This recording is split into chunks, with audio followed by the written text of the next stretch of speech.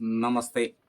ശ്രീഭദ്ര വാസ്തുവിൻ്റെ പുതിയൊരു വീഡിയോയിലേക്ക് ഏവർക്കും സ്വാഗതം. നമ്മളിവിടെ ചർച്ച ചെയ്യുന്നത് ഒരു ഗൃഹനിർമ്മാണത്തിൽ പാലിക്കപ്പെടേണ്ടതും അറിഞ്ഞിരിക്കേണ്ടതുമായ ചില കാര്യങ്ങളെ പറ്റിയാണ്. നിങ്ങൾ ആദ്യമായിട്ടാണ് ഈ ചാനൽ കാണുന്നതെങ്കിൽ ഒന്ന് സബ്സ്ക്രൈബ് ചെയ്യണേ. വീഡിയോ ഇഷ്ടപ്പെട്ടാൽ ലൈക്ക് ചെയ്യാനും ഷെയർ ചെയ്യാനും മറക്കരുത്. ഒരു ഗൃഹം നിർമ്മിക്കുന്നുവെങ്കിൽ അത് വടക്ക് ദർശനമായ തെക്കിനി ഗൃഹം നിർമ്മിക്കാമെന്നും അല്ലാത്ത പക്ഷം കിഴക്ക് ദർശനമായ പടിഞ്ഞാറ്റിനി ഗൃഹം നിർമ്മിക്കാമെന്നുമാണ് വാസ്തുശാസ്ത്രം നിർദ്ദേശിക്കുന്നത്. അപ്പോൾ തെക്കിനി പടിഞ്ഞാറ്റിനി എന്ന് പറയുന്നതിൻ്റെ കാരണം തന്നെ ഒരു 4 കെട്ട് ഭവനത്തിൽ ആ 4 ഗൃഹങ്ങളുടെയും ദർശനം നടുമുറ്റത്തേക്കായിരിക്കും. അപ്പോൾ തെക്ക് ഭാഗത്ത് നിർമ്മിക്കുന്ന ഗൃഹത്തിൻ്റെ ദർശനം നടുമുറ്റത്തേക്ക് വരുമ്പോൾ അത് വടക്ക് ദർശനമായിട്ട് തന്നെയായിരിക്കും. അതേപോലെ തന്നെ പടിഞ്ഞാറ് ഭാഗത്ത് നിർമ്മിക്കുന്ന ഭവനത്തിൻ്റെ ദർശനം നടുമുറ്റത്തേക്ക് വരുമ്പോൾ കിഴക്കോട്ടായിരിക്കും. അപ്പം അതുകൊണ്ട് തന്നെയാണ് ആ ഒരു നിലവാരത്തിലാണ് നമ്മളിവിടെ തെക്കിനിയും പടിഞ്ഞാറ്റിനെയും പറ്റി പറയുന്നത്. വടക്ക് ദർശനമായ തെക്കിനി ഗൃഹം നിർമ്മിക്കാമെന്നും കിഴക്ക് ദർശനമായ പടിഞ്ഞാറ്റിനി ഗൃഹം നിർമ്മിക്കാമെന്നും പറയുന്നതിൻ്റെ പ്രത്യേകത എന്താണ്? പ്രഭാത സൂര്യനെ നമുക്ക് ഗൃഹത്തിന് അഭിമുഖമായി ലഭിക്കുമെന്നുള്ളതാണ്. ഉത്തരായന കാലത്തും ദക്ഷിണായന കാലത്തും ഒരേപോലെ തന്നെ ആ ഗൃഹത്തിന് അഭിമുഖമായി പ്രഭാത സൂര്യനെ ലഭിക്കുമെന്നുള്ള പ്രത്യേകതയാണ്. അപ്പോൾ ഇതിൽ തന്നെ ഉത്തരായന കാലത്താണ് സൂര്യന് ശക്തി കൂടുതൽ.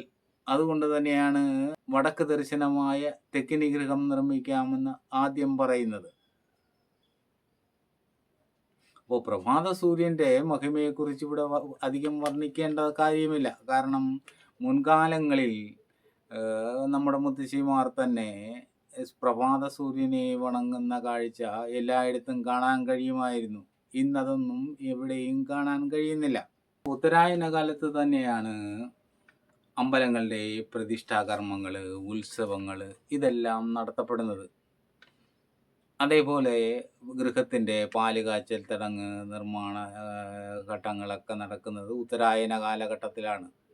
അപ്പം മേടം 10 സൂര്യന് ഏറ്റവും കൂടുതൽ പ്രഭാവം ഉള്ള ഒരു സമയമാണ് മേടം 10, ഏറ്റവും ശക്തി കൂടുതലുള്ള സമയം. അത് മുൻകാലങ്ങളിൽ അത് പാലുകാച്ചൽ ചടങ്ങൊക്കെ നടത്തുന്നത് മേടം 10-നായിരുന്നു. ഏതൊരു പ്രവൃത്തിയും ഉത്തരായന കാലത്ത് ആരംഭിച്ചാൽ അത് മംഗളകരമായി പര്യവസാനിക്കുമെന്നുള്ളതാണ്. ദക്ഷിണായന കാലത്തുണ്ടാകുന്ന അസുഖങ്ങൾ വരെ ഉത്തരായന കാലത്ത് മാറിപ്പോകുമെന്നാണ്.